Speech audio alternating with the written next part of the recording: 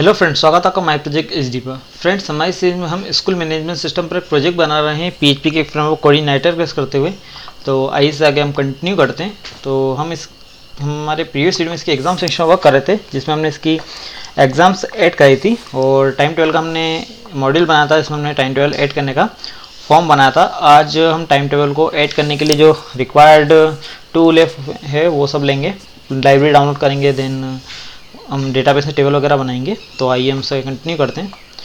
तो सबसे पहले तो मैं यहाँ पर इस बटन का नाम चेंज करना चाहूँगा। यहाँ पर ऐड न्यू एग्ज़ाम लिखा है, तो हम इसे चेंज करके क्लिक करेंगे add new time table and file हम ओपन करते हैं। तो हम चलते हैं यहाँ से tutorial and SMS applications controller and exam के अंदर हम देखते हैं हमारा फंक्शन का नाम क्या है। तो हमारा है ऐड न्यू टाइम टेबल। तो ऐड न्यू टाइम टेबल में हम ओपन करेंगे add new time table, view है हमारा add new time table. Then यहाँ पर रहेंगे ऐड न्यू टेबल।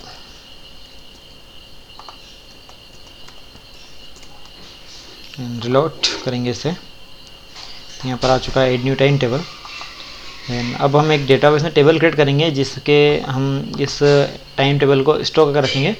तो हम डेटाबेस में टेबल क्रिएट करते हैं। तो हमारे टेबल हम लेते हैं, उसका होगा एग्ज़ाम टाइम टेबल। इसमें फील्ड रखते हैं हम ID, then exam ID and time table file and status and created 8। Then इसका हम डेटा टाइप देंगे और सभी का हम डेटा टाइप वेयर कर रखेंगे। देन इसे हम देंगे टाइम स्टैम्प। देन इसे हेल्थ डिफाइन करेंगे हम current time stamp and health define 1 होगा ये। देन हम विड्थ इनकी लेंथ देंगे 255 सभी की, और यहाँ से हम इसे चेक लगा देंगे इन पर and auto increment then save. तो ये हम टेबल बना चुके हैं। देन इसके बाद हमें एक और नीड होगी, हमें यहाँ पर फाइल अपलोड करना है। तो इसके लिए कोऑर्डिनेटर में लाइब्रेरी को यूज़ करना पड़ता है हमें, फाइल अपलोड लाइब्रेरी। तो फ्रेंड्स, उसके लिए मैं आपको जो फाइल अपलोड का कोड है वो प्री डिफाइन है, आप उसे मैंने यहाँ पर मेरी वेबसाइट बनाकर अपलोड किया हुआ है। तो आप यहाँ से इसे डाउनलोड कर सकते हैं। आप मेरी वेबसाइट पर जाएंगे, वहाँ पर आप डेवलपमेंट टूल सेक्शन पर जब जाएंगे तब आपको यहाँ पर ये इसका कोड है पूरा, कोऑर्डिनेटर फाइल अपलोड लाइब्रेरी। तो आप इसे डाउनलोड कर सकते हैं। जब आप इसे डाउनलोड करेंगे तो आपको एक इस तरह की जिप मिलेगी, मैंने डाउनलोड कर रखी है ऑलरेडी। देन आप इस जिप को एक्सट्रैक्ट करेंगे। देन इसे एक्सट्रैक्ट करने पर आपको एक फ़ाइल मिलेगी, फाइल _lib। तो इस फाइल को हम ओपन करते हैं और देखते हैं इसके अंदर क्या है। एंड हम चलते हैं डाउनलोड्स में, देन इससे ओपन करेंगे।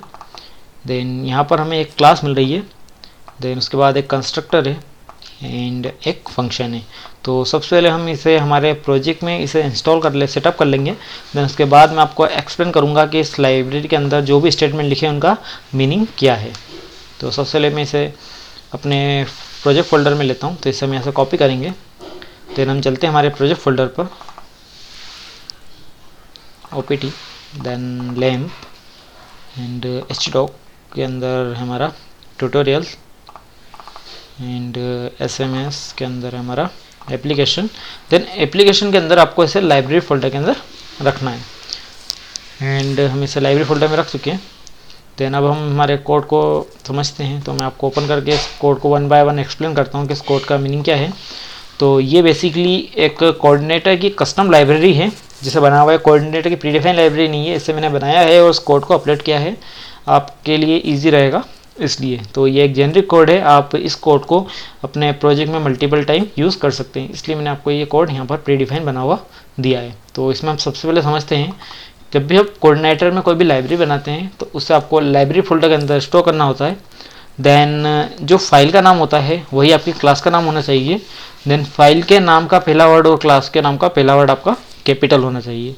सबसे पहला रूल होता है किसी भी क्लास को बनाने का, और लाइब्रेरी में ये मस्ट होता है।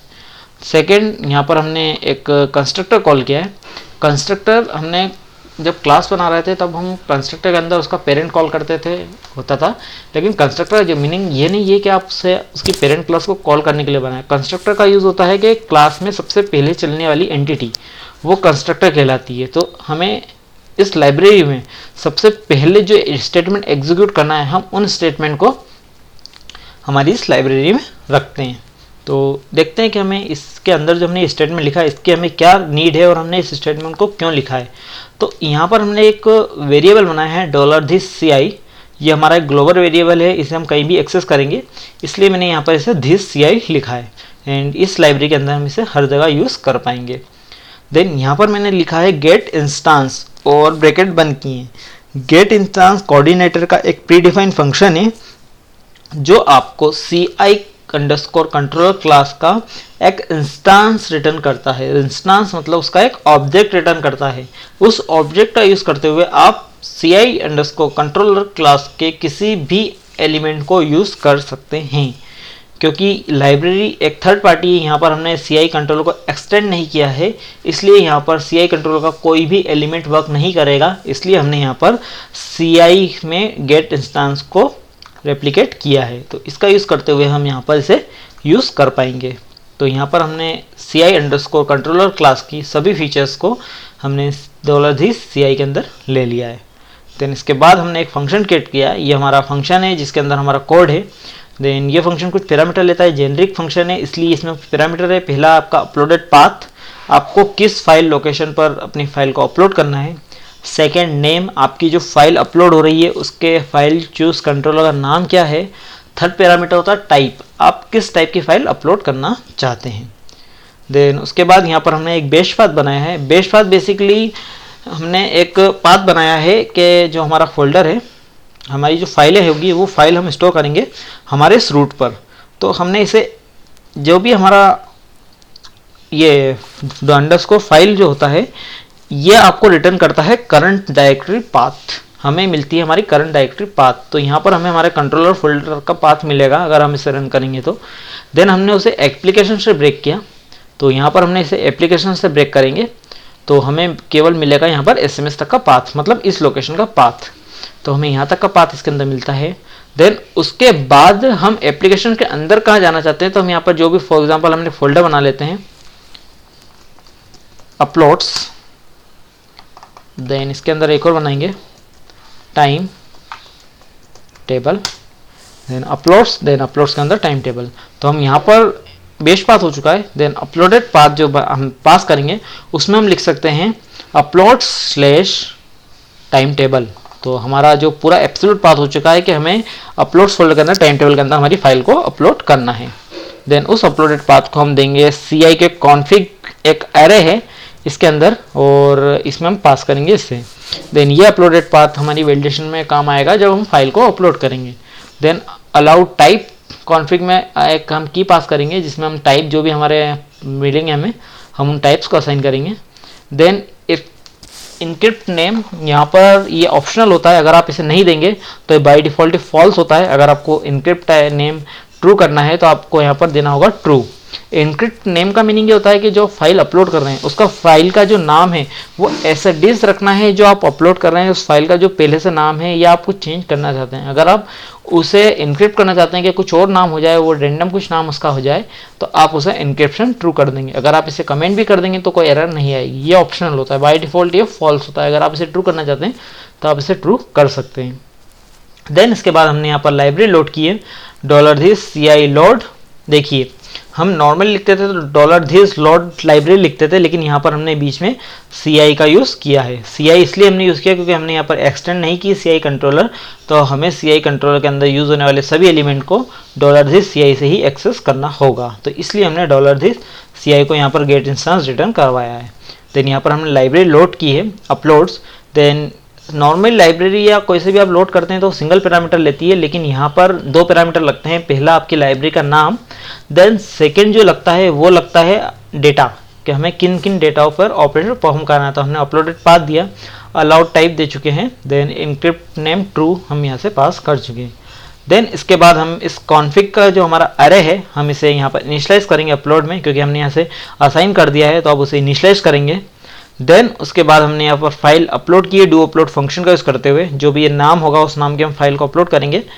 देन अगर फंक्शन जो हमारी फाइल है वो सक्सेसफुली अपलोड होती है, क्योंकि हमने इसे इफ ब्लॉक में लिखा है, तो हमें यहाँ पर रिटर्न होगा उस फाइल को अपलोड होने के बाद सारी इंफॉर्मेशन का एक एरे, और उस एरे को हम रिटर्न कर देंगे। तो हम जिस जगह से हम इस फंक्शन को कॉल करेंगे उस जगह पर हमें यहाँ पर रिटर्न में उस पूरे जो हमारे फाइल होगी उसकी इन्फॉर्मेशन रिटर्न होगी।